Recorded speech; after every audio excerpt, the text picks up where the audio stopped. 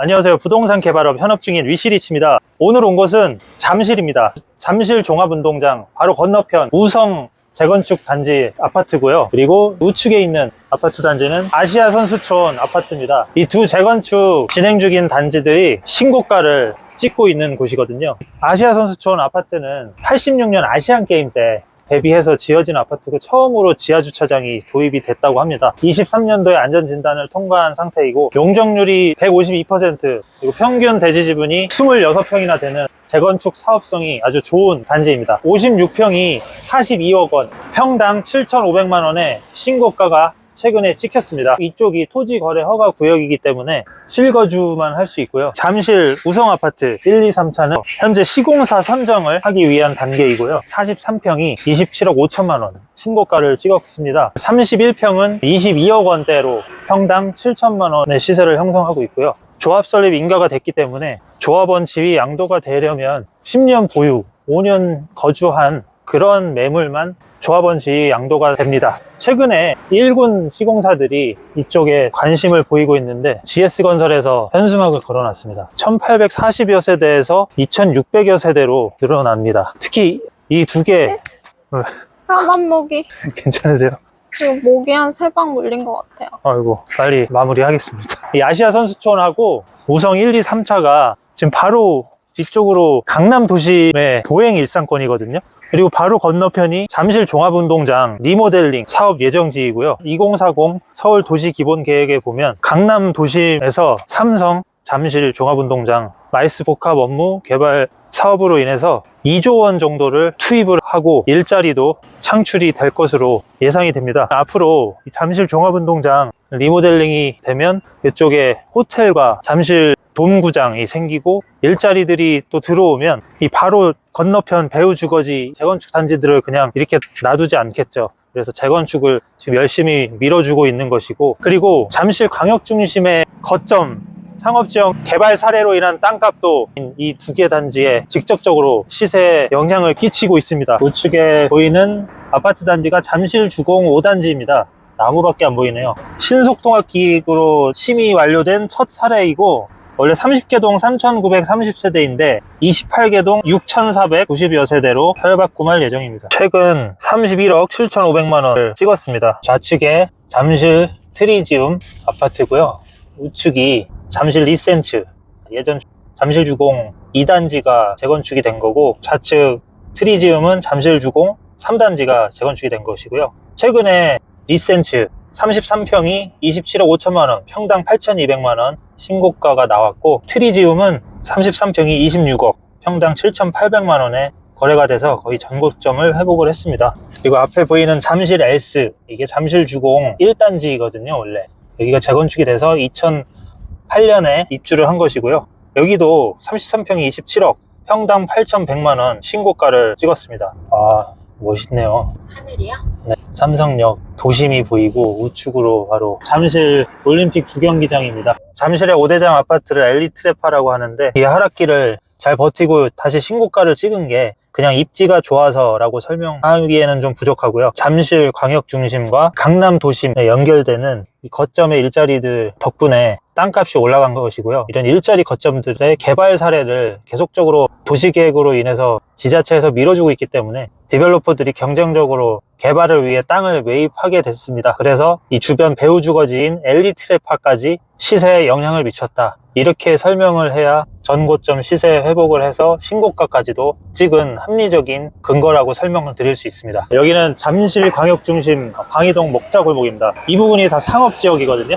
바로 좌측에 롯데타워가 보이고요. 이 앞에 바로 보이는 게 잠실 푸르지오 발라드 오피스텔인데요. 이게 원래는 저층 노후 상가였습니다. 그런데 2020년도에 평당 1억 5천, 그리고 평당 1억 1천만 원씩 저층 상가와 모텔을 철거를 해서 이렇게 주상복합 신축 건물을 디벨로퍼가 지은 겁니다. 중요한 거는 여기가 잠실광역 중심 안에 포함되어 있는 상업지역이라는 거고요. 오른쪽에 보이는 메종 에데르넬, 이 오피스텔도 저층 5층짜리 호텔이었거든요. 그 호텔을 2021년에 평당 1억 3천에 매입을 해서 이렇게 오피스텔로 분양을 하고 있는 겁니다. 분양가가 평당 5천만 원 정도 되거든요. 18평짜리가. 분양가 산정을 할 때 이 상업지역 거점에 개발을 위한 땅값 실거래 사례의 거의 50%를 분양가로 산정을 해요. 현업에서도 많이 참고를 하거든요. 17층으로 개발을 하는 사례입니다. 거점 내 개발 사례들을 주목해야 되는 이유가 이 땅값이 주변 재건축 아파트나 우리 아파트 집값에 영향을 끼치기 때문에 알아야 됩니다. 잠실광역중심 제1지구 지구단위 계획구역으로 묶여있는 중요 거점이고요. 바로 건너편에 이 재건축 단지 2개 단지가 있는데요. 이 앞쪽이 잠실 르웰 아파트고 원래 잠실 미성 크로바 아파트였습니다. 1980년도에 지어진 아파트인데 이렇게 지금 재건축이 돼서 분양을 앞두고 있는 것이고요. 바로 옆에 이 단지는 잠실 진주 아파트입니다. 여기도 80년대에 지어진 민간 아파트인데 다음 달에 10월달 분양할 예정이고요. 분양가가 평당 한 5,400만 원대로 예상이 된다고 합니다. 그러면 주변 시세가 거의 평당 7천만 원을 지금 넘어가고 있는데 이 뒤쪽에 있는 저기 파크리오 보이시죠? 저 뒤에 파크리오가 평당 7,100만 원 정도 시세를 하거든요. 33평이 한 23억이 좀 넘는데 지금 잠실 레미안 아이파크로 다음 달 분양하는 이곳은 33평이 17억 후반대 18억대밖에 안 하는 거니까 그러면 6억 정도는 기본으로 먹는 로또 청약이다 얘기가 많이 나오고 있어요. 2,700여 가구로 지금 재건축될 예정이고요. 내년 12월에 입주를 목표로 지금 열심히 공사 중에 있습니다. 철거되기 전에 33평이 24억 원, 평당 한 7,200만 원대 또 거래가 됐었습니다. 바로 건너편 상업지역 잠실광역중심 제1지구 지구단위 계획구역 거점 개발 사례로 인해 평당 8,500만 원 땅값이 거래된 곳이 있거든요. 그리고 아까 저희가 방금 봤던 평당 1억 5천 그리고 1억 1천만 원 이런 거래 사례들이 아파트 시세에 영향을 미칩니다. 예를 들면 평당 1억 5천 여기에 80% 감가상각을 하면 아파트 공급면적 평당 1억 2천만 원까지 오를 수 있다는 적정가 분석이 되거든요. 대신 조건은 이쪽 상업지역 거점을 평당 1억 5천만 원의 디벨로퍼들이 계속 경쟁적으로 매입을 해야지만 아파트의 시세가 평당 1억 2천까지 올라갈 수 있을 것입니다. 오, 가을 햇빛이 장난이 아니네요. 오늘 같은 날 선크림을 안 바르시다니. 그러니까요.